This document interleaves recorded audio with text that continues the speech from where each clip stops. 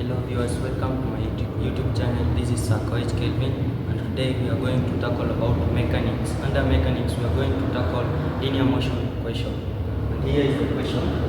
A helicopter initially at rest rises vertically with a constant acceleration when it is at a height of 60 meters. Its upward velocity is 5 meters per second. When it is a height of 240 and still rising, an object A is released from a helicopter. Using gravity as 10 meters per second square, calculate part Roman 1, the initial velocity of A, that's 4 marks. Roman 2, the time that A takes to reach the ground, 4 marks.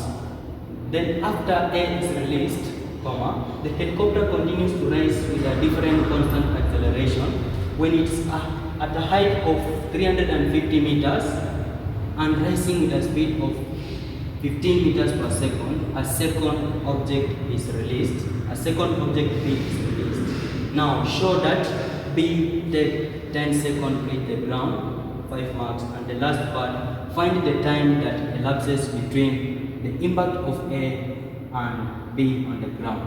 So here I'm going to show you the steps that we are going to use so to find this question and you score easy 20 marks. So here the equation of linear motion, we have velocity is equal to u plus at. Then you have v squared is equal to u squared plus 2as. Then the last equation of linear motion is s is equal to u t plus half at squared. So we are going to use these three equations of linear motion to tackle this question. So for part Roman 1, the initial velocity of A. So we are going to use this equation 3. So v squared is equal to u squared plus 2as, where v squared is the final velocity and u squared is the initial velocity. Then A is the acceleration and S is the displacement. So for this question, we are given v squared, the final velocity as 5 meters per second. So it's 5 square. Initial velocity is 0 square plus 2 into acceleration is always 10, negative 10. It's against gravity. We are going to find the acceleration here. So we put it as A. Then the speed, the displacement is 60. So 5 squared is 25 is equal to 0 squared is 0 plus that is 60 by 2, that's 120 by A, 120A. So 25 is equal to 120A divided by 120 divided by 120. So we are going to get our A as this is 5 out of 24 meters per second square. So this is our acceleration. So we have our acceleration. Then we are going to get the initial velocity now. So we are going to use the same equation. V squared is equal to u squared plus 2as. V squared, we don't have v squared, is equal to initial velocity which is 0. Then plus 2 into our acceleration is 5 out of 24 multiplied by 240.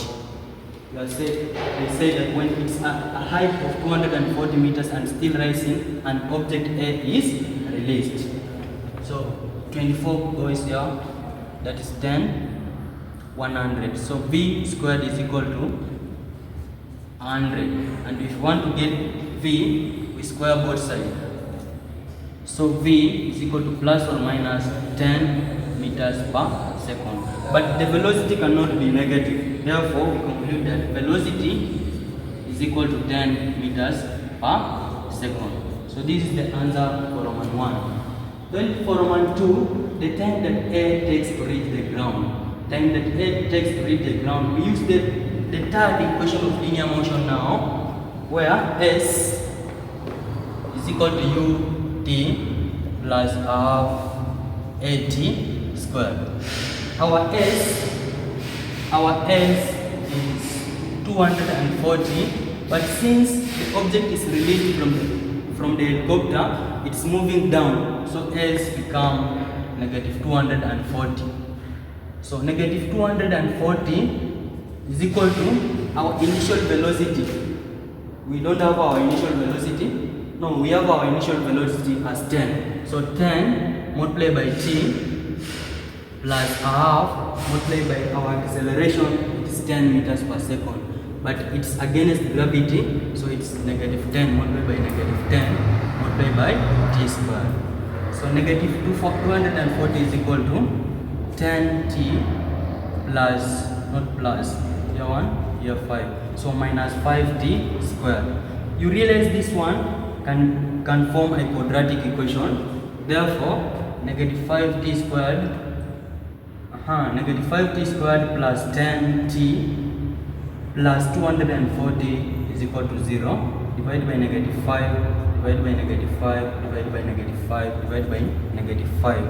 So t squared minus 2t then minus 48 is equal to 0. You can use quadratic formula, negative b plus or minus the square root of b squared minus 4ac over 2a.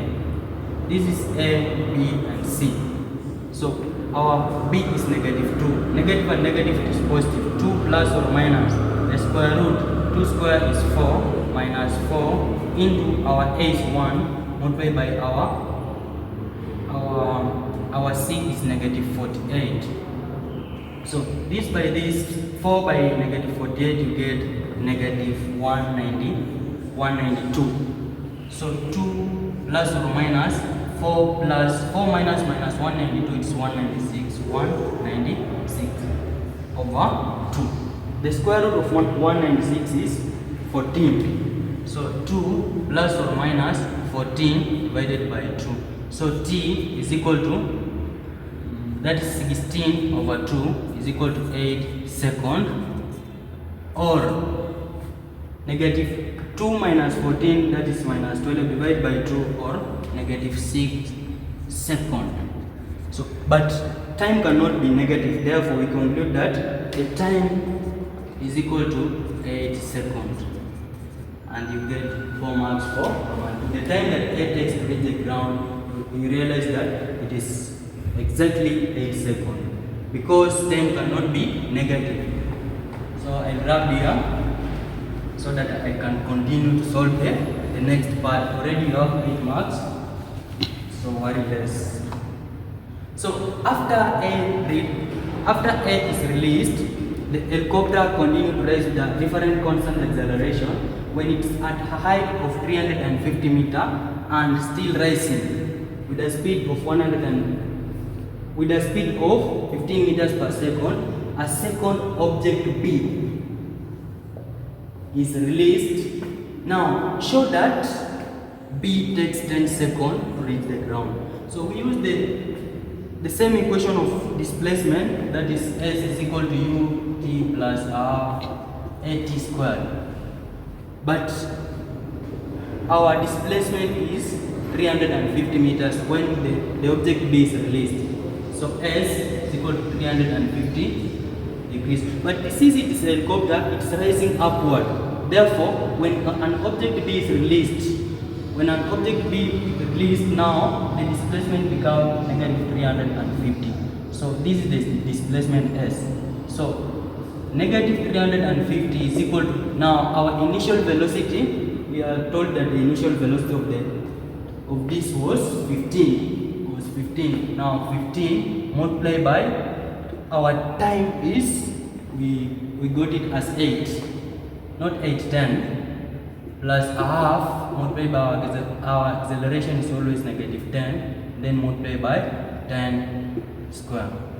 So negative 350 is equal to 150, then minus here 1, here 5, so minus 500.